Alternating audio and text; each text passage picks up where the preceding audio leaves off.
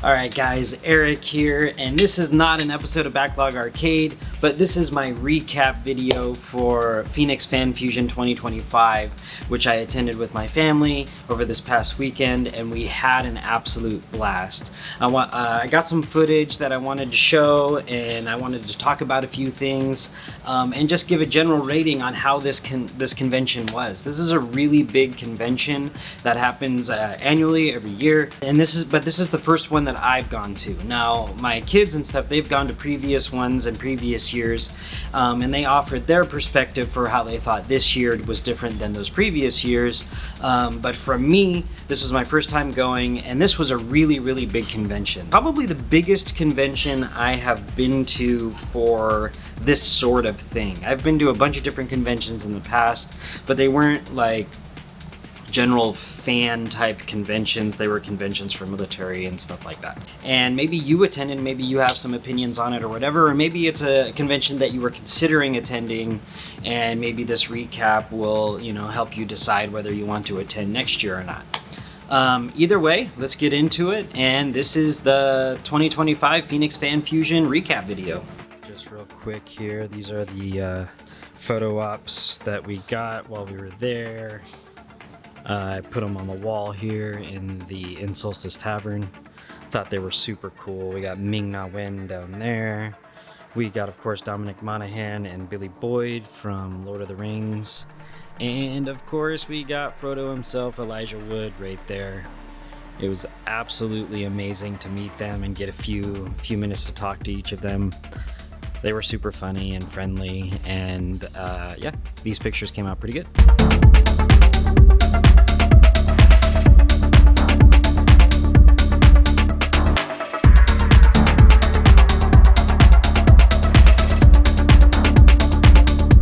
What you're looking at right now is footage I took of walking through the exhibit hall. Most of this footage was taken on Sunday, which is the last day, which is why it doesn't look quite as busy as it did on Saturday. Saturday was obviously the busiest day. Friday was sort of like this, about this amount of people in the exhibit hall. At this point, there are some vendors that are starting to pack up and leave. But it was pretty packed, and it was a really, really nice exhibit hall. There were so many different vendors from all kinds of different things, different artworks, just anything, you name it. What there wasn't a lot of is retro consoles and video game stuff, which is kind of what I was hoping for. I was hoping that there would be more of that here. There was some booths, I would say probably 2 to 3, but not a lot. But there was so much merch and so much original art that it was pretty incredible. This is really my first convention that I've attended since kind of the AI explosion and the AI art explosion. So one thing I was worried about was booths would be filled with just AI images and obvious AI art and stuff like that, and people would be trying to make money on that. I was really delighted to see that basically there was really nothing that I noticed that was obviously AI. Now, of course, this con included everything that a normal con of this sort includes, which is like panels. This particular con kind of had a focus on some Star Wars stuff and some past Lord of the Rings stuff.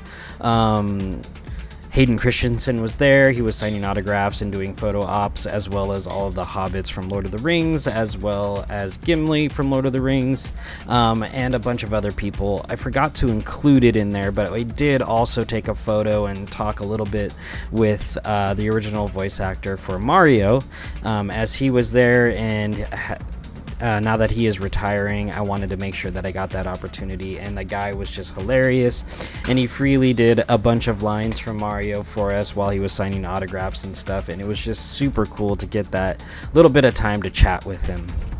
One cool thing that we did get to do is look at some trading cards. My kids have recently got back into collecting Pokemon cards, and that has kind of got me back interested in collecting some cards and stuff like that. And right around now is the release of the Final Fantasy collaboration with Magic the Gathering, and as you guys know, I'm a hardcore Final Fantasy fan, and when I saw these cards and I saw the art on them, even though I don't play Magic the Gathering anymore, I just couldn't help myself and I wanted to collect these cards. So at the time of PHX Fan Fusion 2025, the Final Fantasy collaboration is in pre-sale. It's not officially released. It officially releases on June 13th. In 2025, if you're watching this video at a different time. And but they did have the card packs available there, so we purchased a few collectors packs, and I got a video of the pack battle that we did. I just want to give a shout out to Baxter's Castle video games and card store here in Arizona. He's local to Arizona, but the person they have there, I don't know if he's the owner of the store or whatever, but he was just like he was so enthusiastic about hits that people were getting when they were opening packs at his booth. That guy was just so pumped to see us get some back-to-back hits with our pack battle there, and it was just so much fun to do. His energy was infectious, and I have never checked out his actual store outside of the convention, but it's definitely something that we are going to do, and hopefully I can do a video on that as well, just because of this guy. I mean their prices were good and stuff like that as well, and they have a lot of floor space in their store, but anyway, that's for a future video. But I do want to check out this guy's store.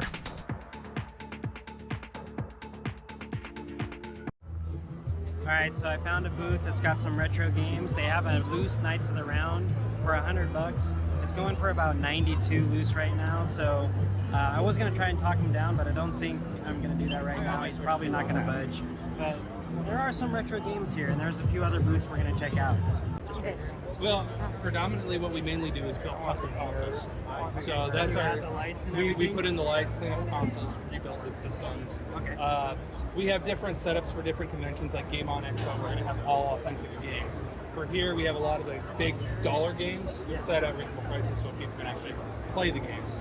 And then we also demo the games. We have HDMI converted ones. We have regular standard converted. But everything's been from destroyed to rebuilt to being able to be replayed. And this is all, but it's original inside. You just all the insides, new shell, new body, new custom art logo on there. HDMI stick also put in with it, so that way it can play on the modern TV. What's the name of it? Gamez AZ. Oh, Gamez AZ. Check them out, Gamez. You guys have a website? Just on Instagram. We are a trade show business. We'll be in Tampa Bay here in the next couple weeks. Awesome. But we are an Arizona-based company. Thank you so much. Thank you. I appreciate it.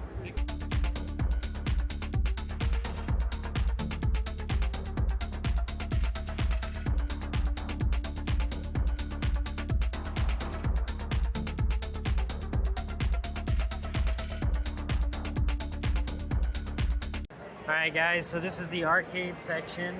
We've got some driving sims over here, some claw machines behind me. It's mostly arcade one-up machines, I think because they don't want them to take coins, but it's a decent little play area. I just wish they had real arcade cabinets. Just go ahead, whenever you're ready. So we got the mystery boxes here, 15 to 20 items of total randomness. We're talking action figures, keychains, lanyards, wallets, watches, beer glasses, coffee mugs, all genres you can think of, a little bit of anything and everything, sports, comics, movies, TV. In addition to that type of stuff, there's also tickets in some of them where you can win a PS5 or one of the Nintendo Switches or Xbox. That's awesome. And you guys frequent other conventions and stuff? We're at almost every major convention in the country, and we also have a team in Europe that does.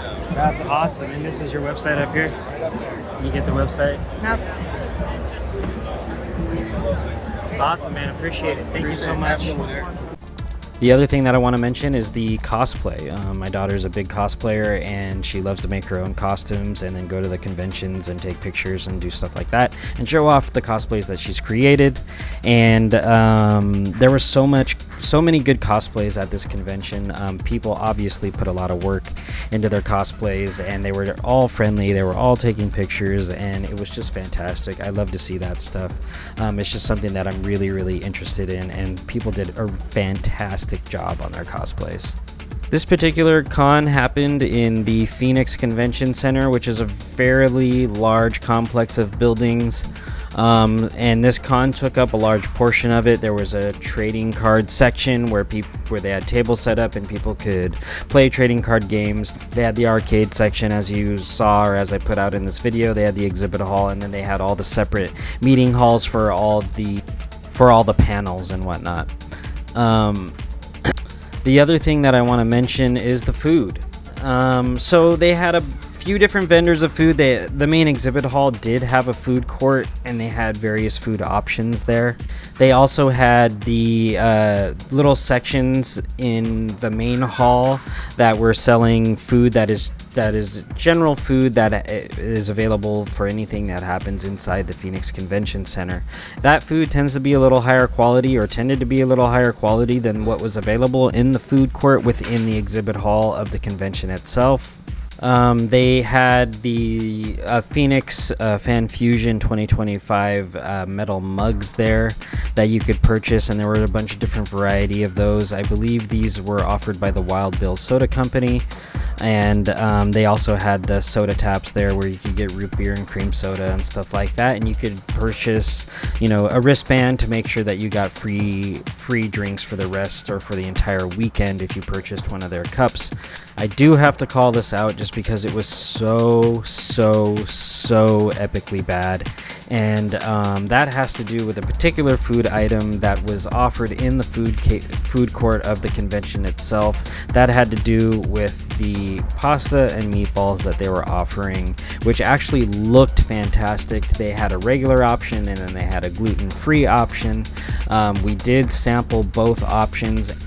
These meatballs were the worst meatballs I have ever tasted in my life. Now, I'm not just saying this because I make a pretty good homemade meatball, which I do, but you know, I have had frozen meatballs that were great. I've had frozen meatballs that were passable. This was neither of those things, and I'm sure they were frozen meatballs, but my gosh, they were terrible. I don't even know how anyone could try this and say this is a passable meatball. Pack battle. Let's see it. What is it? Hold on, let's get the package. It's Paldea Evolved. Alright, let's go. Matthew's got his open first. He's already ahead.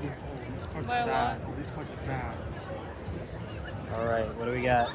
What are the hits? I think it's two or three.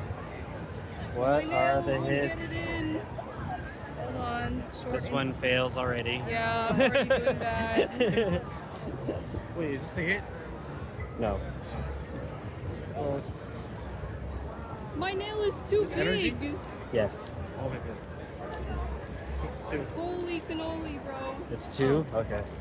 Wow. There we go. We got it open. Beautiful opening. Alright. Two. Keep them back. Oh my God, you're Longest cards. pack battle ever. My bad. 1, 2. Yeah, no. There you go. Okay. Alright. You ready? Energy. Energies. Oh my God, the Pokemon. I need like a...